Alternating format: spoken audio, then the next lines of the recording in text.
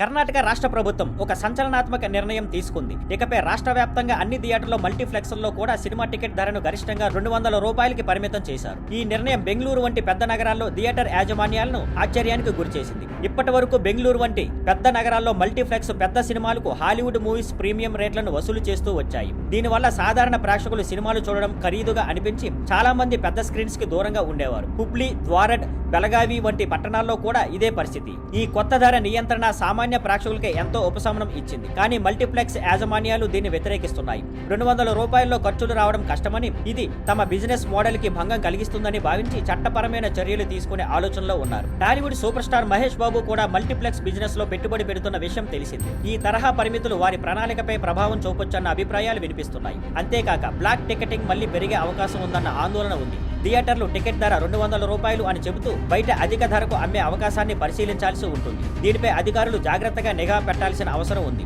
ఇది చిన్న మధ్యస్థాయి సినిమాలపై పెద్దగా ప్రభావం చూపకపోయినా పాన్ ఇండియా బడ్జెట్ బిగ్ మూవీలకు మాత్రం ఇది ఇబ్బంది కలిగించవచ్చు. తెలుగు, తమిళ సినిమాలకు కర్ణాటకలో బాగా ఆడుతుంటాయి. కొన్నిసార్లు కన్నడ సినిమాలకు మించి వసూలు సాధిస్తాయి. పుష్ప 2, లియో వంటి సినిమాలు ఇక్కడ భారీగా కలెక్షన్లు తెచ్చాయి. కానీ ఇలాంటి ధరల నియంత్రణలతో అలాంటి బిజినెస్ మళ్లీ సాధ్యమవుతుందా అనేది సందేహమే. ఈ తరహా నిర్ణయాన్ని ఇతర రాష్ట్రాలు కూడా తీసుకుంటే మొత్తం దక్షిణాది సినీ ఇండస్ట్రీ బాక్సాఫీస్ రాబడిపై తీవ్ర ప్రభావం పడే అవకాశం ఉంది.